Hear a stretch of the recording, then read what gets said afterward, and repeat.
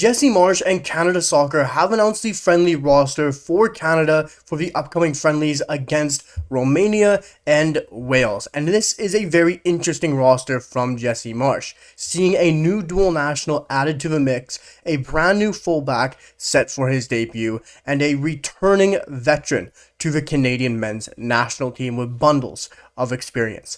But was this the best roster available to Jesse Marsch? Well, we're going to break it down position by position, from goalkeepers to defenders to midfielders and strikers. And before we do, guys, drop into the comments, let me know your thoughts on Jesse Marsch's roster for the upcoming European friendlies. And make sure to smash that like button down below and hit that sub button as we move closer to 1,000 subscribers. But let's get straight into it. As Jesse Marsch has called up 3 goalkeepers in, of course, the locked top 2 in Dane St. Clair and Maxime Crépeau, and a brand new number 3 to the mix with a dual national in Jaden Hibbert. And this is a very exciting addition to the Canadian men's national team, a 21-year-old Canadian eligible goalkeeper who can also represent the Jamaican national team and also the USMNT, and Canada have landed Jaden Hibbert. And this is a goalkeeper who Jesse Marsch has come out and said in an interview that Jaden Hibbert wasn't had to convince. He didn't have to convince Jaden Hibbert to represent the Canadian men's national team. This was someone and a footballer who feels Canadian, who wants to represent the Canadian men's national team, which has of course been something that's been very important and vital to Jesse Marsch's plan and program around this Canadian men's national team setup. And Jaden Hibbert is a very interesting addition, a young 21-year-old Canadian goalkeeper, dual national goalkeeper, added to a mix, and a third goalkeeper option that has truly been up for grabs. Whether it's been Jonathan Sirois, whether it's been Tom McGill, that third option has always been available, and Jaden Hibbert might be the one to snatch it up. A very interesting profile that he does have at such an early age, adding into a mix of experience with Dane St. Clair and Maxime Crépeau in a friendly window, which hopefully will see Canada get some more reflection on who their number 1 goalkeeper will be. Will it be Dane St. Clair moving into the future? Will it be Maxime Crépeau? It is a massive question and something that has to be solidified sooner rather than later, with the World Cup on the horizon. And settling your number 1 goalkeeper is something that is major, and is something that is most national teams have done a while ago, and Canada need to have that locked down as soon as possible, and hopefully we can see some solidity this window to that position. But moving on to the defenders, because this is a very interesting group for Jesse Marsch and the Canadian men's national team, as we see Zorhan Bassong, Derek Cornelius, Luke DeFougerolles, Jamie Knight-Labelle, Richie Laryea, Jaquil Marshall-Ruddy, Nico Sigor, and Joel Waterman. Of course, players being left off such as Kamal Miller and Alphonso Davies and Moise Bombito, which is of course due to injury, as well as Alistair Johnston. So this Canadian men's national team ends into 3 very important players being left out of the roster. 3 locks on that back 4 for Jesse Marsch, who are not going to be there for 2 vital and important friendlies against very good European opposition, and something that the Canadian men's national team has not had for some time. This is a national team that lacks experience against European opposition, and when they have had it against Ukraine, they've risen to the occasion. So playing Wales, playing Romania is 2 very good tests, but when you're lacking 3 of your lockdown defenders, it is a major miss. But the players who have been called up are all very interesting and are very exciting in their own unique way. Of course, the fullbacks are Zorhan Bassong, Richie Laryea, Jaquil Marshall-Ruddy, and Nico Sigor. And then the center backs with Derek Cornelius, Luke DeFougerolles, Jamie Knight-Labelle, and Joel Waterman. This is a very strong position for Canada currently, and yes, you might look at fullback and see a weakness, see a lack of strength. But when you look at right back, there's no Alistair Johnston. And with no Alistair Johnston, you'd expect to be very weak, but Richie Laryea is now there with full fitness. He is going to be someone who Canada looks to rely upon, whether it's at left back or at right back. Richie Laryea is a solid option. And then with Nico Sigor, could get the start, could get the nod, who can play in both midfield as well as right back and step in to replace Alistair Johnston this window. And it's going to be very interesting to see who Jesse Marsch decides to go with this window at right back. It'll really decide on who his number 2 will be between Richie Laryea and Nico Sigor for me, because that is an interesting call for Jesse Marsch this window, and who does step up and who is that number 2 option behind Alistair Johnston. And at left back, I think that's a very interesting shout for this window.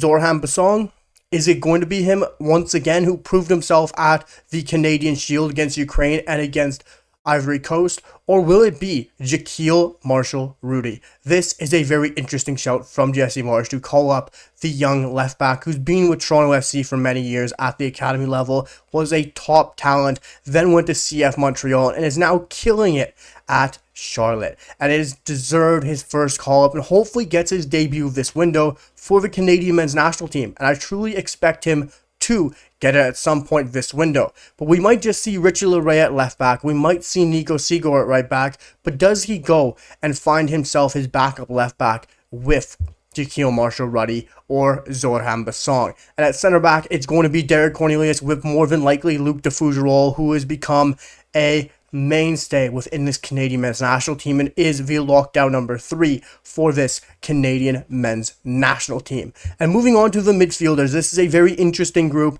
and a very deep group. Arguably the most depth within this Canadian men's national team now falls within the midfield, with Ali Ahmed, Tejon Buchanan, Mathieu Choinière, Stephen Eustachio, Junior Hoylett, Ismail Kone, Jaden Nelson, Nathan Saliba, and Jacob Schaffelberg.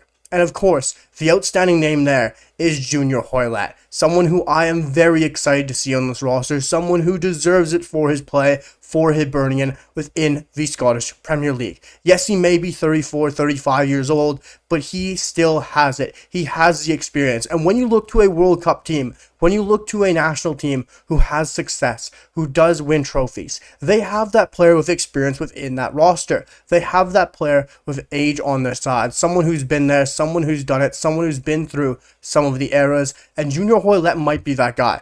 I'm not saying he should start at the World Cup. I'm not saying he should be a lock for the World Cup, but teams with success have older heads. Not necessarily starting consistently, but on the roster for the experience, someone that their players look up to, and Junior Hoylett is that guy. Yes, Jonathan Osorio is there.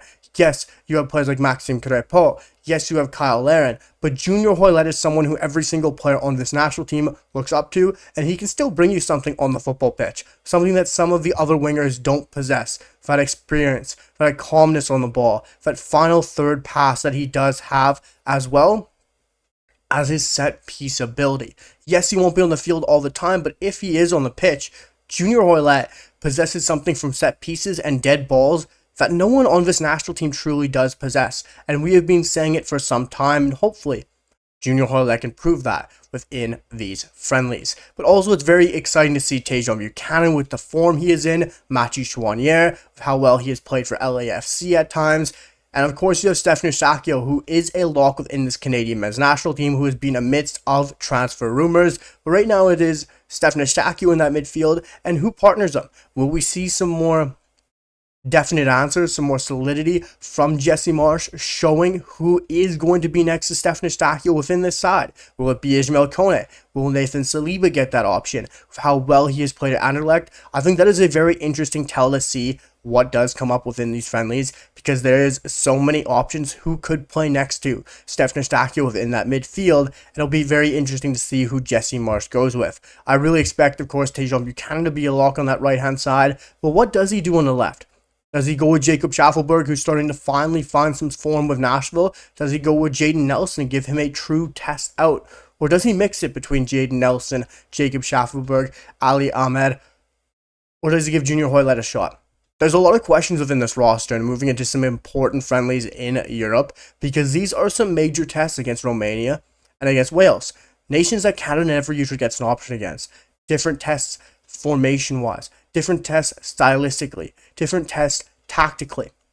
And if Canada can live up to this, if they can win both these matches, if they can get 4 points out of both these matches, yes, they aren't points-wise, but they're still key and important matches. And if they can win both of them, if they can have very important performances, but also learn key things about this starting lineup and as well as about this roster, this is important for Jesse Marsch and this team moving forward on who is that definite left midfielder within this starting lineup, because it is going to be key for Jesse Marsch to figure that out moving into the World Cup and as well as right now. But moving on, we're going to break down the number 9s and the forwards, because of course it is only Jonathan David, Promise David, Kyle Larin, and Tony Oluwase. Yes, there is no Daniel Jebison, no Theo Bair, no Jason Russell-Rowe. This is an 4 number 9 roster. We've been accustomed to seeing 5 strikers being called up on the regular from Jesse Marsch throughout his tenure as a Canadian men's national team manager. And that has been, of course, due to him playing the 4-2-2-2, the 4-2-2-2. And of course, having 2 number 9s, you need that depth in case of injuries. You need that depth in case something goes wrong or something changes stylistically. And there was the injury to Daniel Jebison that came out of nowhere at Preston North End. But he is fit. He is physically fit. He had played against Ipswich on the weekend before the roster drop and played on the same day today against Wrexham. And he is healthy, but he has been left out of this Canadian men's national team. Whether that's due to Jesse Marsch letting him find fitness again and working back into the Preston North End squad, or whether that's just up to a roster build and how Jesse Marsch wants to move forward with this Canadian men's national team. It is a very interesting selection from Jesse Marsch, and maybe he's just giving him that rest and that much needed time to break into Preston, but I still find it a very interesting call from Jesse Marsch to not see 5 strikers within this roster. Jesse Marsch, of course, brings in Jonathan David, who will start both of these matches, I am 100% certain, next to whoever his partner is going to be. Will it be Promise David, who has started slow for Union Saint-Gilloise after his injury, coming on, getting his goal, and not having the most exciting of starts for Union Saint-Gilloise, but is still a tremendous number 9, and is still trying to find his form next to Jonathan David? Will it be the experienced, tried and trusted Kyle Larin, who has been out of the Mallorca squad and has moved and looked for a transfer and is trying to find his feet and find a new club and a new home? Or will it be Tony Oluwase, who has started to find form next to Jonathan David, who is looking to move to Villarreal, who is on form for Minnesota United, who is arguably the most on form and in form Canadian striker currently at this moment in time? For me, the pairing will be Jonathan David and Tony Oluwase. I think that it's the best Canadian strike partnership currently. But I think we should definitely see both of those partnerships throughout these matches. I'm very shocked that we're only seeing 4 strikers. It is just something that is not used to from Jesse Marsch within these squads. And of course, we're seeing players such as Daniel Jebison, Jason Russell-Rowe, Theo Bair all left off. In the midfield, we're seeing players such as Jonathan Osorio, my partner, left off this roster. But Jesse Marsch did allude that he is an important part of the squad moving into 2026. And the back line, seeing Kamal Miller left off. And of course, the 3 key pins to this squad within Alistair Johnston, Moise Bombito, and Alphonso Davies left off due to injury. But this is still, in my opinion, the best available and possible squad for Jesse Marsch moving into these European friendlies. There's some key friendlies, and I do think he will play his best roster. I don't think he's going to tinker a lot. I think this is a key couple of matches for Jesse Marsch to learn about this Canadian men's national team even more than he did in the summer. He tinkered in the summer, it didn't go well, and this is an important opportunity every single friendly match to win, to improve the squad, to play your best 11 moving forward into 2026 and the World Cup, which is the most important tournament for the Canadian men's national team. But if he learns from this roster, from these friendlies, from this window, this will be important times and important situations for Jesse Marsch, and starting his best possible 11, getting chemistry, getting continuity, getting minutes together is what's most important. So seeing Jonathan David and Tony Oluwase continue that partnership, seeing Stefan Eustáquio and whoever that other midfielder is get that chemistry, seeing that left midfielder earn that chemistry, get his form up, is important. As well as who is that number 3 center back next to Derek Cornelius, who is that left back that backs up Alphonso Davies, and who is the cover for Alistair Johnston. So many questions to dive into around this roster, so many topics to break down around this Canadian men's national team, and we are going to cover them throughout the next couple of weeks, of course, guys, throughout the friendlies, throughout this window, and break them all down for you guys. But let me know your thoughts and comments around the roster in the comments down below. Make sure to smash that like button, guys. It really helps out the channel as well as the content, and hit that sub button, guys, because the support has been incredible. And I'll see you guys all for the next one. Peace.